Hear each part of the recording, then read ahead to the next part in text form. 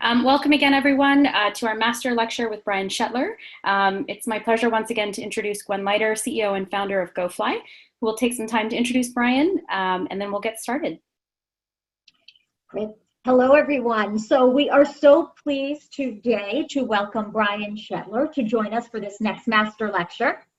As you all know, GoFly is pleased to have our grand sponsor with Boeing, and Brian hails from Boeing. In addition to Boeing, we are joined by a number of different corporate sponsors and in-kind sponsors. And then, of course, we also have our organizational partners from around the world. And so today we are so pleased to be able to welcome Brian Schettler, who is the Managing Director of Boeing HorizonX Ventures. Brian leads the Boeing venture capital team chartered with investing in selected startups throughout the world. His team identifies and pursues opportunities to make strategic investments in startup companies with discriminating and disruptive technologies for next generation applications. Brian has more than 17 years experience in aerospace technology and defense companies in the areas of corporate and business strategy, mergers and acquisitions, business development, and product portfolio management. Most recently at Boeing, he was the senior strategist for Boeing military aircraft, where he led mergers and acquisitions, business strategy, and partnership development in Silicon Valley and beyond. He also served as a strategist for PhantomWorks, where he partnered with Boeing Research and Technology to build development strategies for new technologies and products, while also building product and market strategies for new platforms and concepts. Brian holds a Bachelor of Science in Electrical Engineering from Northwestern University, and he has an MBA from the University of Maryland. He has completed executive education courses at Northwestern's Kellogg School of Management and has certifications from the Swiss Federal Institute of Technology. And we are so pleased today to welcome Brian Schettler to join us. So without further ado, Brian, we look forward to hearing your words of wisdom. Great. Thanks so much, Gwen. Great to be here today and appreciate the opportunity to speak with the extended team on the phone and anyone that wants to follow up with watching this or listening to this at a later date. As Gwen mentioned, I'm part of Boeing HorizonX and specifically the venture capital team. While I get my slides up and running here, we're doing direct investments in startups around the world. We've done 18 portfolio companies to date in a short 15-month period. So we're very active investors. We've deployed quite a bit of capital to take minority equity stakes in companies. We're looking at really the discriminating and differentiated technologies and business models out there that could be extremely impactful to aerospace in the future. And so there's a lot of great innovations coming. We've seen a lot, and it's just so exciting to see all of the great entrepreneurial minds that view aerospace as sort of the next frontier for innovation. No longer is it just something that can be developed and harnessed within big companies like Boeing and Airbus and Lockheed, but really can be further developed from innovation on the outside. And so that's why we exist. That's why we're here. And it's just really exciting to be a part of it. I'm going to walk through a couple slides just to give you a lay of the land for what we're up to at Boeing and HorizonX. And then I'll quickly walk into the main topic at hand. And frankly, probably why you're all here is more just some words of wisdom on when you're looking for investments, how do you attract and target the right sort of strategic investors to be on your cap tables, and to how do you find them? How do you relate to them, and hopefully how do you close the deal in the right places? So we at Boeing HorizonX, this is our mission statement. It's short and sweet, and but sort of to the point. What we try to do in all of HorizonX is to find opportunities that the Boeing business units could or would not pursue on their own, but still fit within Boeing's strategic scope. If you can imagine a company the size of Boeing, $100 billion almost, and 150,000 plus employees, things get lost. Things get consumed or overrun by the large needle movers of the company. You know, think big billion-dollar programs, contract sales of, you know, hundreds of commercial airliners to particular countries, big government sales to Department of Defense. And there hadn't been a real good place to nurture and harness new innovations and incubate them in a safe place so that they can mature and grow before transitioning to large business units. When a business unit that's $100 billion of sales or more a year has the choice of a trade-off between deploying some capital that advances a main 787 campaign somewhere, or invest a couple $1 million in an early stage startup with 5 people, but could have huge implications to product lines 10, 15 years from now, that the choice is generally pretty easy for that general manager, right? Especially with how business units get measured. So we want to be that place aligned at the corporate center that really can go do that for the business units without being encumbered by their daily process.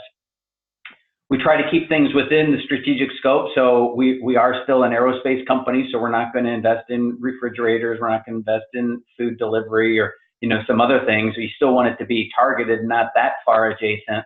But we do want to push the boundaries of what is Boeing today and what could Boeing be in the future. So we're set up with 3 main units of HorizonX, the Ventures piece being the one that I lead. And then we think about innovation in 2 other forms as well, besides just the targeted investments and startups. Disruptive Horizons is how we do our own internal analysis and test and experimentation to understand where the weaknesses are, where the cracks in the foundation of the Boeing company in terms of major product lines. So things that generate the mainstay of our profit and revenue today, those are under attack, and as they should be if they represent attractive markets. How do we make sure we're aware of where those cracks are, and how do we try to seal them? How do we try to repair them with our own internal capabilities, and also informing the investments that we might make externally? New Business Horizons is an opportunity to have a unit that can really go explore above plan growth opportunities with new partners. So rather than thinking about aerospace as just a game for Lockheed, Raytheon, Airbus, Boeing, etc., how do you think of a Google or an Amazon or another company as a potential future aerospace provider, and how might Boeing partner with those companies to drive future growth opportunities?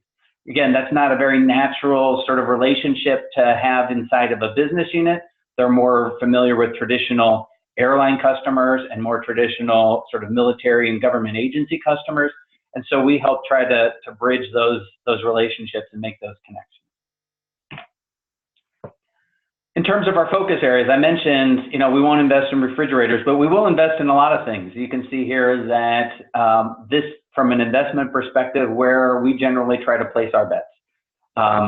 Most of these are very broad sort of definitions, right? Advanced materials or disruptive mobility. You can fit a lot of things under sort of those monikers, and that's intentional. We don't want to artificially have blinders on that somehow limit our abilities to scan and be aware of technologies that really could be impactful for aerospace. So I won't walk through all of these. You have the list here, and you can see where we really try to pay attention to, but it's broad, and you can see how each one of these pieces in some way, shape, or form really could be part of the future of aerospace.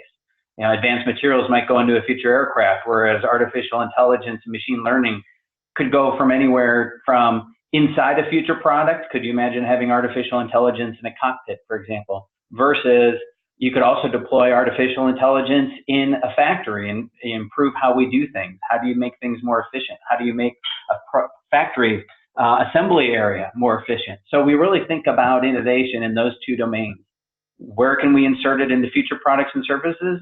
And how do we become a customer and an embracer of these technologies to do what we do better, which is building airplanes, or doing aftermarket services for repair and maintenance of aircraft, or building next generation satellites in space? how could we produce those things better, cheaper, faster, higher reliability? So that's just how we think about where you can incorporate these technologies. And again, we're a strategically oriented investor, so it's all about the connections that are made after we find companies that participate in these areas, not just giving a $5 million check and hoping you guys have an exit and we turn that into a $20 million return. That's great. Financial returns are important for the longevity of this and not being viewed as a cost center. But at the same point, it's more about the strategic relationship and the buildup of how this capability can be inserted inside the company, or we can help mature it for aerospace grade, if you will. So it's really all about that two-way street. So here's our value proposition. So when you think about why, and this is for us specifically, but it applies to a lot of strategics out there, why entertain a strategic in the first place on your cap table? Generally, it's more about just the check, and it's more about these other sort of tangible and intangible aspects. One could just be the name recognition and the validation from a big aerospace company like Boeing, and that has some merits. But generally, we try to get a little more tactical at what we can provide and why you would be interested. We provide the navigation and the direct access to a very complicated and fragmented place that is Boeing. 150,000 people company, if not higher. It's hard to find that right person, hard to find that right decision maker. So we almost act as that connection point, that liaison inside the company that can really help drive business opportunity for you inside the company. We have a lot of smart people inside of the company, a lot of great engineers, senior tech fellows in a whole host of domains. I uncover more subject matter expertise on a weekly basis inside the company than I ever thought imaginable. Folks that have decades of particular experience in certain subject matters. Connecting you with those right individuals should you need it. It's not about descending our way or the highway sort of approach to technology, but where we can provide lessons learned or help you clear some hurdles if you're hitting some technology roadblocks. That's where we want to try to connect you with the right expertise and professionals. Business insights. Aerospace is a pretty unique market, right? There's a lot of dimensions to it that are sort of non-applicable to other markets, and very nuanced and precise how you deal with it, from the regulatory environment to other sorts of details of getting something fielded to fly or transport humans. It's complicated, and so where we can provide insights into the market landscape, but also the more detailed nuances of how do you get something certified? How do you actually take it from a napkin to a concept that could actually be commercialized? And then Boeing's a very global company. I think we have field offices in almost every country that's ever bought an aircraft in history. We are all over the globe, and these folks are very well connected. Boeing brings a lot of economic value generally to these countries, and so we have strong relationships with key government officials and decision makers, and so it's all about connecting the dots and providing some upside to these businesses globally as well. In terms of how we participate, we're not just sort of one and done investors. We participate in follow-on rounds. We'll drive initial investments and lead rounds. This isn't true with all strategics, but we are active board participants. We want to be there for you to contribute to your governance and board discussions. Again, it's not about driving Boeing's way or our philosophy necessarily, but it's about being there to provide historical context or providing experience from what we've been doing over the last 100 years in aerospace. We'll lead and syndicate. We love joining deals that include good partners and other co-investors. And then we want to be there for the project consulting afterwards. We have a whole team stood up that's dedicated to portfolio development and driving the value from the connection between our two companies.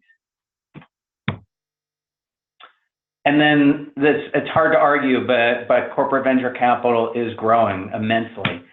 This is a little outdated. It ended in March of last year, but you see the trends, right? And generally these are very cyclical sort of trends. When economic conditions are good and the venture market is hot, corporates love to jump in. And you're seeing that in sort of record levels starting in sort of 2015, 2016, not only in the number of companies, but the amount of capital from strategic companies that are being deployed into startups. And I'm sure if 2017 would be plotted, it'd be right up there towards the top. The key is paying attention to that cyclicality, right? So we are in a boom period. Venture capital has never been better. You have more money going in than ever before.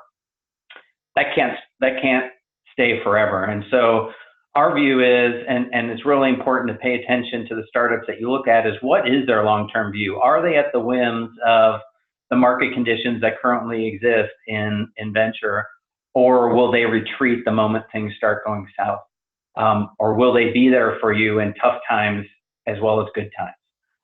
So really, it's a good philosophical thing to try to understand when you're dealing with startups and was dealing with strategics and trying to identify which are the best ones for your cap table. So that's a little sort of history of what we're all about. Now moving more specifically into how you should think about attracting money from the CVC space. I'll go into a few charts there and walk you through just some food for thought as you think about your engagement approach and how you sort of resonate with the various strategics that are out there. I mean, there's 1,352 you could choose from as of a year ago. I hear numbers from Global Corporate Venturing that there's over 6,000 global corporate venturing firms that they track these days. So there's a lot of them out there, and you don't want to stretch yourself too thin, and you want to think about, right, which are the right targeted ones for you. So I won't read all the words here, but and you can have these charts later. But really, when you're starting from the very beginning, develop your right list. Don't just boil the ocean and try the shotgun approach of shooting your investment deck to every strategic that you can think about, whether they fit or not fit, and hope that somebody calls back or that you get a follow-on meeting to try to get some money. I'd argue it's much more important for you to be focused and deliberate in who you pick, especially in these times of overwhelming capital and venture, where you have the ability to be a little more discriminating in which ones you pick. But it's so important for you to get the right set of investors on your cap table and the right type of strategic. And it's not just about, are they in the same industry as you? You want to be interviewing them just as much as they're interviewing you. Is it the right fit? Do they have the right philosophy for your team? Do they have the right visionary sort of alignment to where you want to take your company with their thoughts? It's so many of those things are so important for you to pay attention to, not only for the long-term success, but to be successful in recruiting them as investors on your cap table. Just as I'll talk about the funnel in a little bit, but we've seen over 3,000 startups approach us since we went live with HorizonX Ventures 16 months ago. So if you imagine that overwhelming volume, we've done 18 investments out of over 3,000 that have looked at us. So most are in similar situations where you're sort of overwhelmed. So you need to be on point, you need to be targeted, and you need to connect with them. So you're one of those 18 out of the 3,000 instead of one of the 2,982.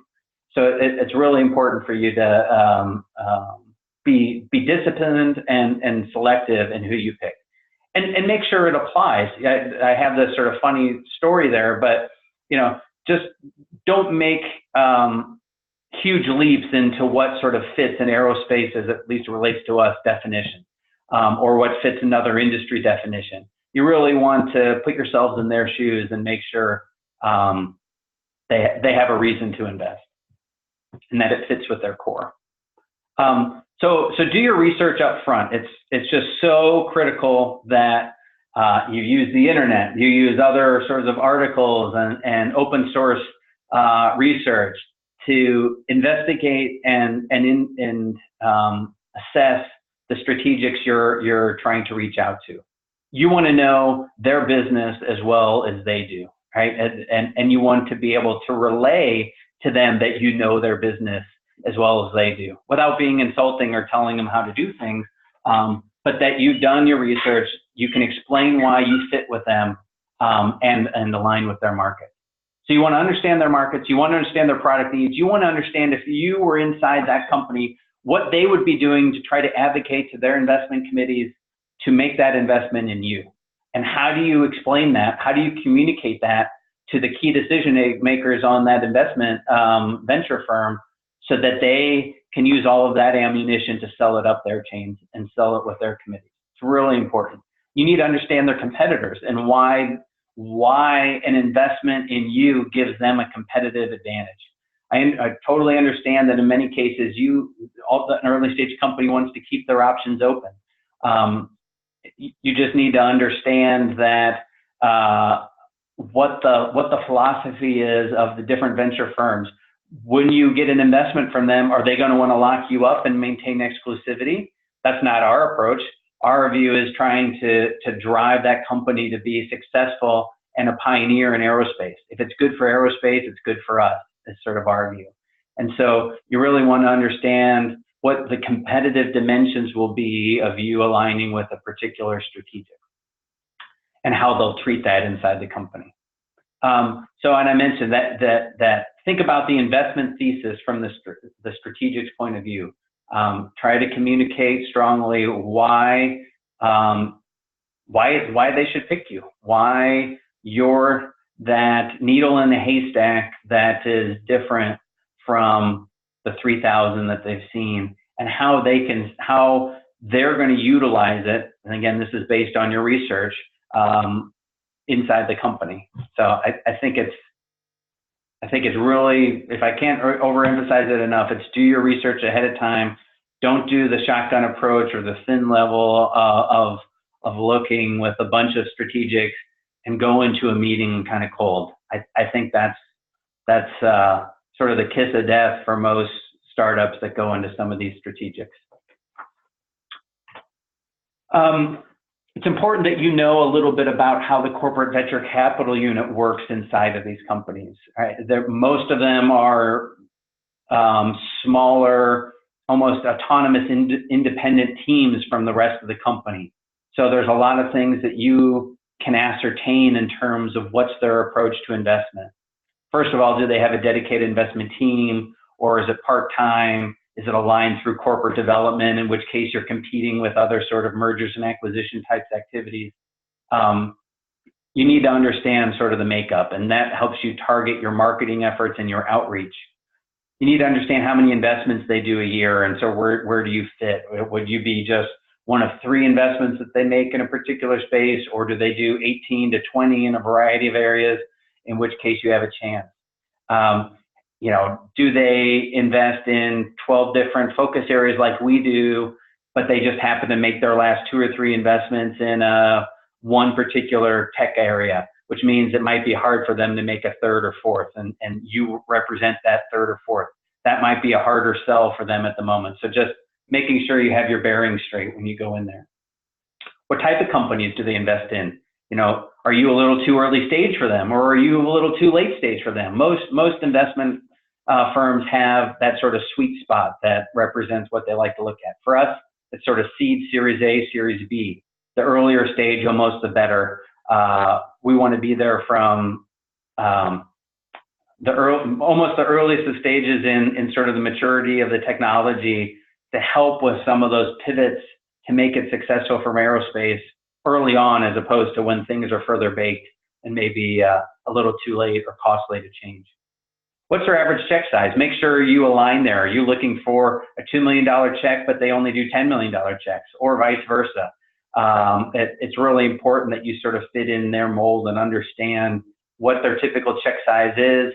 Do they lead rounds, or will they only join a round that's being led by another successful strategic or institutional VC? And just what their approach is there, so you know how to target. In our case, we'll lead deals, but we'll also follow deals. So that part that it both apply. But there's many strategics out there that don't lead their own deals. They'll join when another institutional VC gets there. So it's just all about how you message and maybe where you focus your efforts. You may want to target the institutional VC first that has a relationship or has done many investments in the past with certain strategics, and they can help pull them in. Or you may want the strategic to help lead the round because you really think, in terms of the broader opportunity and the business unit engagement that you might have with the strategics, you want to go after them, in which case go directly and they can help build the rest of the syndicate that comes in and fills out the route. This next one is really important. Do they even take unsolicited deals, or do they only go through networks? Some corporate venture units out there, don't even have a website for you to go to submit an unsolicited idea. We happen to. We have invested in some companies that come in unsolicited. A lot of others only rely on, hey, if it didn't come in through somebody I trust or is almost pre-vetted it for me, then I'm not interested. I'm not going to waste my time, or my pipeline's too full. So you don't want to try to go in through the unsolicited means if you know that's just going to fall on deaf ears. Or if they go through networks, then that's where you need to focus your marketing efforts. That's where you need to build up your network, sort of connect the dots on where the relationships exist. What's that sort of interweb of relationships that you can count on to really drive the right introductions and the right sit-down discussion inside a venture firm. And then finally, what's their approach to doing proof of concepts and or advancing a capability before they invest? Some like to see a certain level of maturity in the capability. Some may just be okay with exciting napkin sketch, but that has a lot of potential. Some want to see a successful proof of concept within one of the business units inside the company first, before they even make an investment. Or they might want to couple a POC with an investment. So it's just understanding how they approach it or how they weight it and prioritize it inside the company. If 99% of the companies they've invested in all had a proof of concept with the business unit first, well, that should be sending you good signs of where you should be focusing your efforts. And maybe target a business unit first and drum up a little bit of business to advance the technology within the company, and then sort of morph it to the ventures team to have a follow-on investment. It's just all about how you target. You guys are stretched thin, small teams to begin with, and how do you prioritize and increase your chances of success? So the funnel is a really important thing to appreciate, and each venture firm will probably have a slightly different form of prioritization and down selection, but especially in larger strategics and larger sort of institutional companies like a Boeing, you go through a lot of methodical steps. You don't just invest on a whim. You don't just sit down and have a meeting and like in a TV show or something, write the check the same day. Big corporates have their own process and procedure that they need to confide in, that they need to follow. It's just part of the maturity that they have on their side of the business. So being able to appreciate that, having some patience, but also being realistic on how long things will take, and then making sure that just because you get a yes or this seems interesting at one meeting, that's not like the solid commitment that you would necessarily get to say, okay, these guys are locked in. It's not until you have that, I would argue, because I've seen a lot of bad things play out with bad strategics out there where, you get a lot of verbal love, you get a lot of, shoulder padding that you guys are the right companies, but then once it goes through the internal workings, it falls through the cracks or it gets deprioritized from an investment committee and you don't get the funding. And suddenly now your plans and expectations for how you were going to deploy cash, how much cash you were going to have, what other investors might have followed with that large strategic, how that messes up your thing. So understand, the strategic's time frame. We're actually really quite fast. We'll go 3 weeks from our first meeting to being able to write a check, sometimes even a little quicker than that. But some draw out because you want to build up the proof of concept or you want to build out the rest of the strategic relationship, and maybe it takes 6 weeks or 7 weeks. But at least in our case, we've never been the critical path that's slowed down the closing of a round or an investor. Usually it's somebody else on the cap table but that's not true for all your strategics. So you just want to make sure you're aware of what the timing is, how many steps they need to follow, and how decisions get made inside these investment firms. Like I said, we've had 3,000 startups reach out to us in 16 months. So that's how many hit that screening and inbound. And then you down select that to maybe only, I don't know, 10 to 15% that you actually have initial conversations with, because you're able to pretty quickly screen out some of the bad ones. Either they're not a good technology fit or they're a little too late stage, something like that. And so that helps with your initial screening. In that initial conversations, like I said, maybe 15%, 20% get to that level. That's where you really get to have a more technological oriented interchange. Then you do the due diligence. That's maybe only 5-6% of what we looked at, and that's where you really open up a data room. That's where we get some functional involvement. That's where you really try to understand from an entity perspective, are there any red flags? Then you get into detailed negotiations and term sheet stage. That's maybe 3%, 4% that we've gotten into. And then finally 2 or 3% are the ones we actually do deals with. So it's a pretty drastic funneling process, as you can imagine. So know your audience. So once you actually get in, say you're through the initial wicket of the initial screen, you get to have some follow-on meetings with key members of the ventures organization in a particular team. You need to respect and appreciate who you're dealing with and how to resonate and connect with them. How do you target your pitch? And then also at the same time appreciate what follow-on steps will be necessary. So really, there's almost 3 types of folks on the ventures team that you'll interact with, and they almost all work the same way. You'll have a more junior level analyst or associate that sort of acts as a gatekeeper. They're the ones that do a lot of the initial screening, really try to assess fit, and really connect some of the right subject matter experts inside the company to do some pre-screening and evaluation of the opportunity and the capability. So those are the ones generally you'll be meeting with if you send something unsolicited, or if you have a phone call, or you get introduced via a connection in your network. So it's really important to understand those are some of the main ones that you need to influence from an early stage.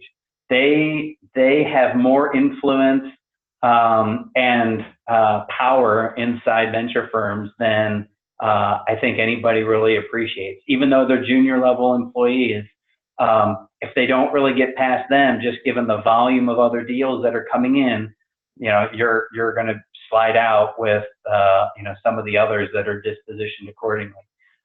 So really take those sort of gatekeeper junior level, even if they seem like an early stage person or have associate or analyst in their title, that doesn't mean they're not without influence and or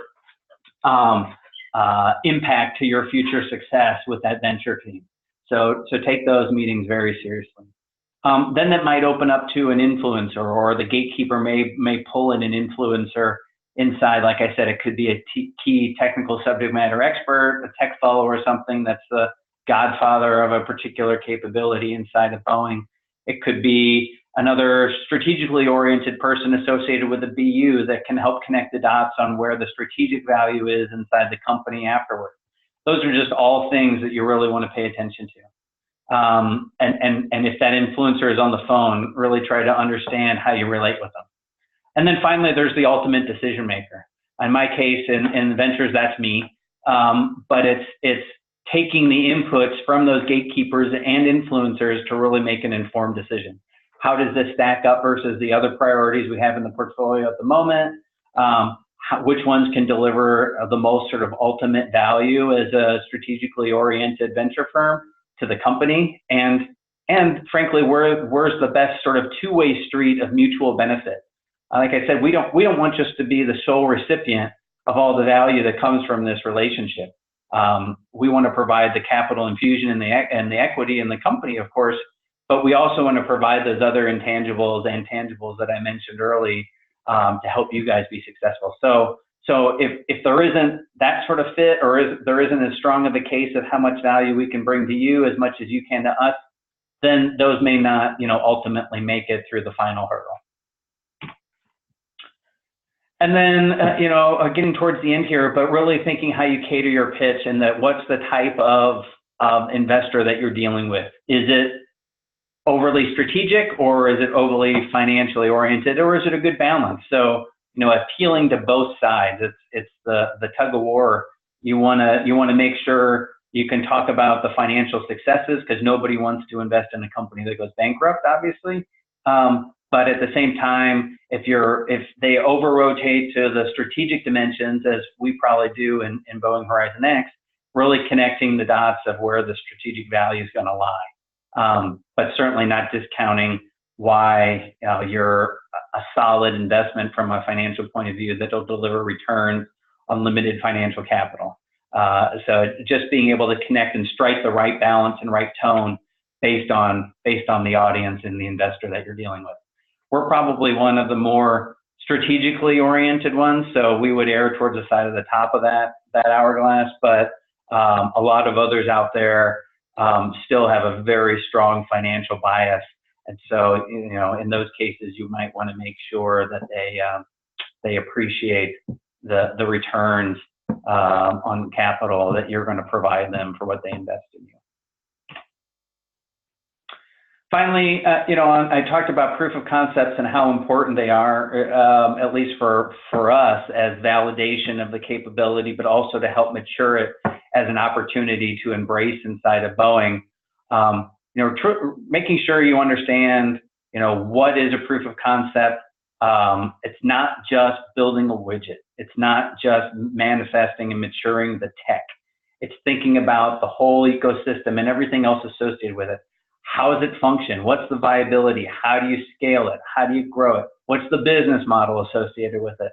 So making sure you think beyond just what I was one, I'm an engineer, so I can call it out, but just advancing the tech for tech's sake, and really thinking about everything else that's associated with it as you grow and scale and deploy the idea as the innovation, not only inside of the strategic company, but hopefully in a future product or service, and really tap into a market opportunity.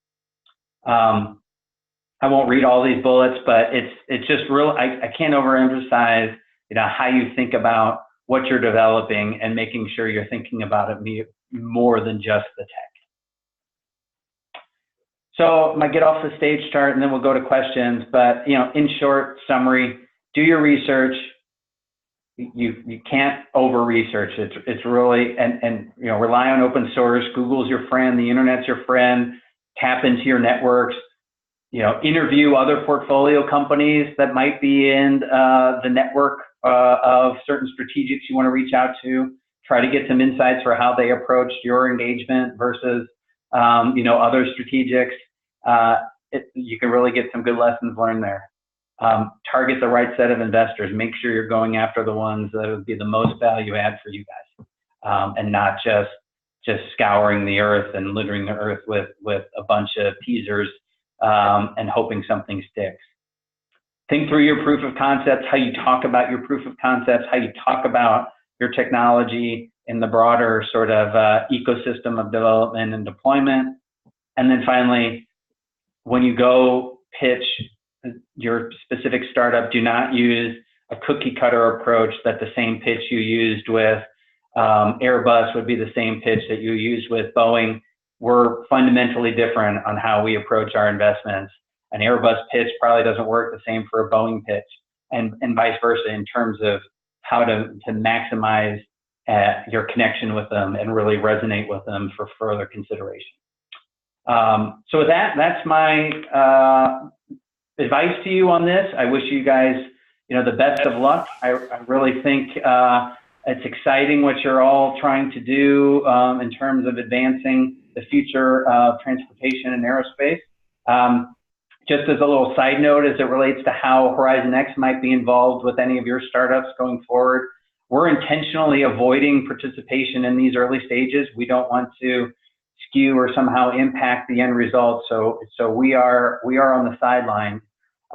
We will, however, once the final fly-offs are done and the down selects happen and for the consideration, we will be willing to entertain discussions and talk through what are next steps from an investment point of view. So with that, Gwen, I think it's back over to you and talk through some Q&A, but really appreciate, don't hesitate to reach out or ask questions with our remaining time. Happy to share more thoughts and opinions. Thank you, Brian. Thank you very much. And just following up on Brian's point, so Boeing HorizonX will not be investing in any of the GoFly teams during the GoFly competition, but we are working with HorizonX, and GoFly is developing a list of interested venture capital firms and strategics and high net worth individuals who have said that they want to meet with and potentially fund GoFly teams. So over the past weeks and months, together we have been reaching out to these interested parties. We will be releasing a list of all of these potential investors who have said they want to both speak with and meet with our GoFly teams. And that will be released to all phase 2 teams within the next few weeks. So stay tuned for that. And now we'll turn it over to Nidhi, who has been curating the questions for Brian. So thank you. Thanks so much, Gwen. One of our first questions, Brian, is about starting new ventures with less than $5,000. And the question is around if you have any recommendations on the best use of this cash in order to secure further funding. So this is effectively teams and individuals taking some of their own cash and just hoping to start off. His follow-up is that conventional wisdom would suggest using this cash for components to build small-scale prototypes, but it's not clear if there are any other options that are low budget. Yeah, that's a great question. And, it's a dilemma that many really early stage companies have. I think there's a couple ways to approach it. First, if you're absolutely just limited to 5,000 and sort of resistant to explore some of the channels to get some seed funding, find some angel investors that might help increase your capital. Let's just say that's off the table and you're really just trying to maximize 5,000 before you go down that route. I would agree with you. What the conventional wisdom is really work through the technology, try to mature something to the point where it seems tangible, or that you're proving out some of the key risk items associated with your idea. I think the more that you can show, what the key milestones are to success and how you're knocking away at some of those milestones in terms of risk reduction by proving out your idea, that's going to be worth its weight in gold when you finally do go to other forms of investment into your company to truly put some of their worry beads away. So that would be my advice to you. But I will also say capital is pretty easy.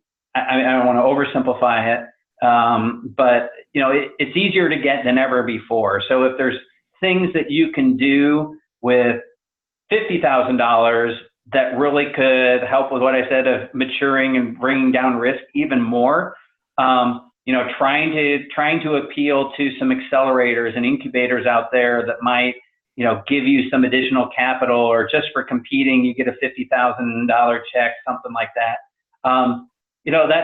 That's something else to consider as well, so that you can really get to the next stage of your company as quickly as possible.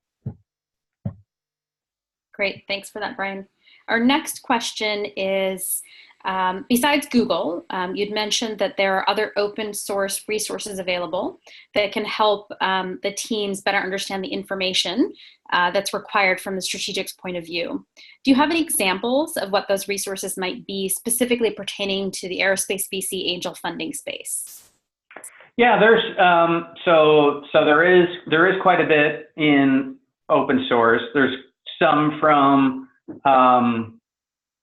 more subscription-based things as well, but generally You can still find a lot of information even from their non-subscription services like CB Insights, Crunchbase, some of those. So, but I really think your most valuable tool is human intelligence, and that's really, you know, tapping into your network, doing some potential research or discussions with other companies in that particular investor's portfolio, or at least somebody that you know that's spoken with them or knows of them or has gone to has pitched to them in the past.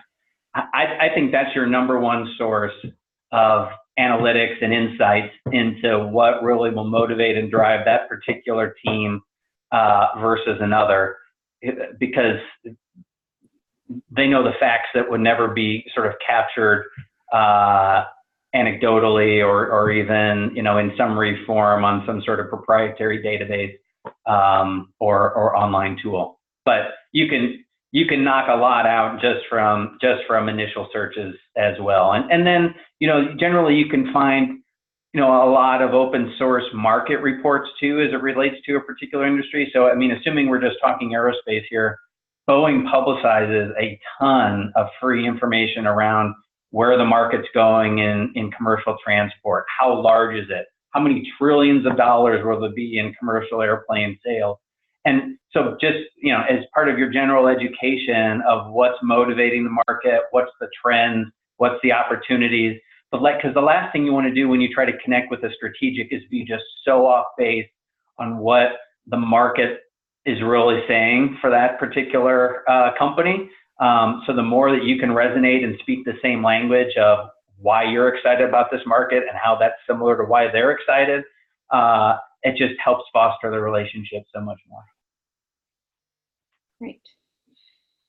So can we get into some fundamentals, Brian? I think that might be really helpful for the teams here. You've spoken quite a bit about, obviously, the teams doing research on the strategic's focus, what round of funding that they specifically go into, and those sorts of details. And then being really very mindful about who you're reaching out to, not just to sort of send an email to everyone. But what should an email say? What should it fundamentally include so that you can actually get that first meeting or that phone call with the strategic? That's a great question. So I talked about, you know, a couple of the key things and I'll reiterate it again on, you know, because basically you want to make yourself stand out from the crowd, and not in an obnoxious way, not in a cheesy kind of way, not with random graphics and multicolored text or something, but really with thoughtful commentary and thoughtful connection that would really resonate. Think of most investors at a strategic at a big company as the name would imply, being rooted in strategy, right? So these people are ingrained with strategic thinking as their core, and how, you know, when they're reading an opportunity or evaluating an opportunity, their brains are going to be first going to, oh yeah, I could see how that technology fits into a future 787 derivative and how it's going to help make millions for the Boeing company because it's differentiating their aircraft and the passenger experience that Boeing's going to be able to deliver on that 787 versus any other airplane in inventory. Just extrapolating a total hypothetical example, but that's the sort of connection, language, and thoughtfulness that needs to go into why you, and not just I invented this technology and it's the coolest thing that's ever been invented and it improves power management by 25%. That may be the key feature and distinguishing component, but if you don't take it to the next level of why that's important, why that's cool, and oh, so what can I do with that technology inside of the company, that's where most things fall flat, is just, again, talking about what I've created and why it's neat, and not having the follow through and taking it to that next level of, okay, so why should Boeing care? And not why a Boeing engineer should care, because maybe a Boeing engineer naturally knows all those things and they see 25% power reduction and that's super exciting. That's great, but that's generally not what the team composition is that's evaluating the deal the first time around.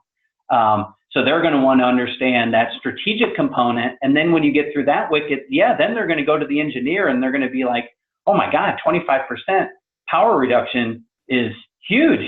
That's like a step function over what anybody else is able to do. Yeah, now we need to devote more time and attention to get this through the next gate of the filter. So hopefully that helps. Great.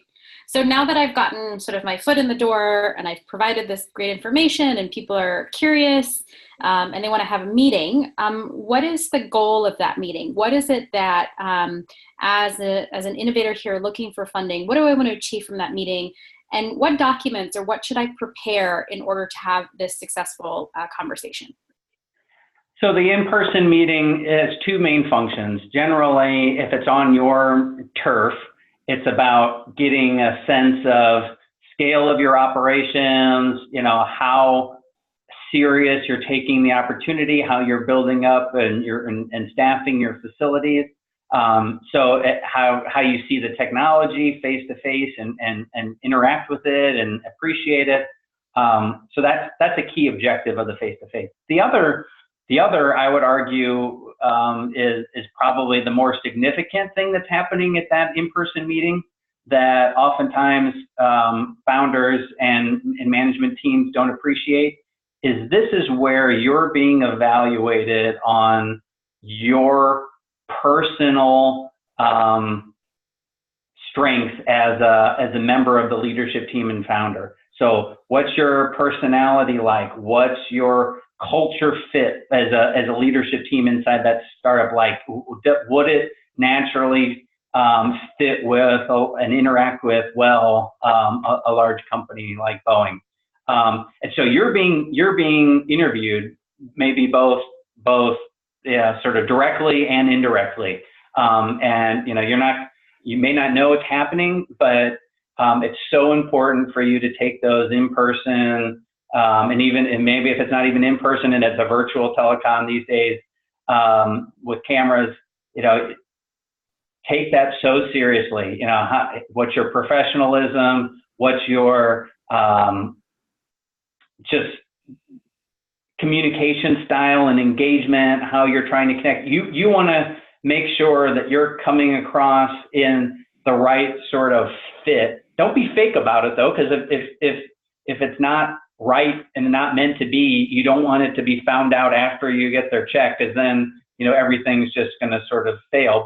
And so be genuine, but just make sure you appreciate that's a key objective. You're trying to sell yourself and your leadership and management team with those in-person meetings. Great. So alongside, selling ourselves during that meeting itself, obviously, we do need to give a presentation, right? Generally, we've got a pitch deck that we've got to bring to this meeting. What do you always want to see in a pitch deck? What should we make sure that we include in it? So first and foremost, I want to see that you've thought through, as we talked about before, the strategic dimensions of why us and how it's been customized and thought through of why Boeing, and not like why a financial investor. So I would not lead with sort of what's the financial opportunity that, hey, give me your $5 million today and I promise you I'll turn it into 40 million. Don't lead with that. Lead with the history of your company, what you've developed, and the why it's important for Boeing. Walk through that logical thought process, almost I call it the follow the bouncing ball sort of strategy of connect all the dots for me. Don't assume that my mind is going there on its own or getting excited. I want to see a nice sort of methodical, but brevity is still good. I mean, don't take 2 hours trying to lay it out. But really kind of clearly show, what we've developed, why it's going to be important for aerospace, and more importantly, why is it important for Boeing? Just if you were coming to me, for example. But I think that applies to any sort of strategic, what you developed, why their market, and why that specific company. Then get into, a little bit more of the economics of the deal. You want to make sure that you've been thoughtful in why you're asking for as much as you're asking for. Why are you asking for $10 million when it seems like at least over the next 2 years, you really only need 2 to 3? Does it look like you're just trying to hoard some money, or you don't have a good pulse check on what the true capital needs are of the company? You also want to make sure, really be disciplined in your naivete of the particular market. And that's where, again, the research comes in, because, the last thing people want to see is assumptions that totally contradict what the market trends are and what the realities are, or assuming that there's going to be this huge regulatory change or something substantial that hasn't happened in the last 100 years of a particular industry is all of a sudden going to happen in a year because it's your startup. And so just temper some of that enthusiasm, temper some of that naivete, maybe even call it out as opportunities or risks, however you want to couch it, that these are some of the dependencies or some of the milestones that you're counting on, assumptions that you're counting on for this to be successful. They want to be just as clear on the upside, the investors, as what the risks are. And the more you can call out, you don't need to be doomsday about it, but be appreciative and acknowledge, what you're counting on, what the assumptions are for you to be successful. I think that really resonates with the startups even better, because again, they're coming from strategic backgrounds for the most part, so their minds are going there anyway. And it's best that you're just open and transparent and understand how you mitigate it, and almost understand why this combination with the strategic is the biggest source of or contribution to minimizing those risks, and that'll really connect with them. So Brian, we've talked quite a bit about how strategics will be evaluating the innovators themselves and how they should be presenting themselves. But on the counter side, there's also a relationship that the innovator has with the investor and what they should be looking for and who the investor is and their goals and values. And so one of the questions we have is, how do we evaluate companies that really care about what it is that we're up to versus those that are interested in quick profits? I'm so glad somebody asked that question, because it pains me to see some of the bad actors that exist in sort of the corporate venture capital space. Before we even went live, I did months and months and months of benchmarking of the good, the bad, and the ugly of what was going on in the sort of strategic investment space. And there's horror stories. When I got into this role and was starting to build HorizonX Ventures from scratch, I was scared to death of what sort of these negative reputations of corporate venture capital had developed in the industry, and how that might have impacted us. And so it was really important that we set up a unit that was different and could resonate with the startups in a positive way, not just take my capital or else kind of way. I'm not saying all are like that. Like I said, I saw plenty of good, and that helped model how I developed this unit. But you're spot on that this isn't just a one-way interview when you're going into these meetings and you're looking to interview them just as much as you. What I would advise that you look for is, one, make sure there's a culture fit with your team just as much as they're looking for a culture fit with theirs. But this is where a lot of your research going into it can help play and make you understand if you want to have the meeting in the first place. Talking to portfolio companies in their chain to understand what was the investment approach like? Was it just so god-awful painful to get that check in the first place that we lost months of traction in terms of developing our technology, or we had to spend so much to answer the mail on their due diligence requests, or gosh, they just totally distracted us from closing this key account with a particular customer, or 4, they demanded so much in terms of exclusivity that we're now less valuable than we were before they got involved because we've now had to say no to 10 different customers. Those are all things you really want to understand, because some strategics will act that way. I'm not beating around the bush, and it's awful if you're not prepared for it. Now, I mean, that exclusivity, that direct tie-in, that feeds their exit interest of just being acquired by that startup down the road, that strategic down the road, and all is well and good. And as long as you're appreciative and aligned to that, great. But for a lot of others, that doesn't work, and so you just need to make sure you understand. But talk to a CEO of a portfolio company of one of the strategics that you're thoroughly considering. Understand how it's going. Understand if they delivered post-investment on their commitments. Has the relationship been strong? I think that'll give you so much more insights than you could ever glean from just a 1-hour meeting with the startup themselves. With the strategic, I keep saying startup, with the strategic themselves. Great. Thank you so much, Brian. We did go over a few minutes, so thanks so much for taking the time, and thanks again for all the participants. Just going to give a few moments to Gwen to wrap us up. Well, Brian, I join Nidhi in thanking you for that incredibly informative master lecture. I know our teams have learned a great deal, so thank you very much. To all of the teams out there, we remind you that we continue with our master lecture series. We will have more lectures on funding, obviously more lectures on technology. We will also, in the next couple of weeks, be hearing from the FAA as well regarding regulatory practices and best practices for all of you. So that will be incredibly helpful. In terms of funding, GoFly will, as discussed, be releasing a interested investor funding list to all of our phase 2 teams. We are also here to help you with sponsorships. And so too, for those of you interested in crowdfunding, as you all know, we have the technology lead at Kickstarter who is willing to work with each and every GoFly team should you be interested in pursuing a crowdfunding as well. So 3 different ways: traditional funding models, crowdfunding, and sponsorships, which we will continue to provide you with information on and help all of you as you seek to raise money to fund your builds.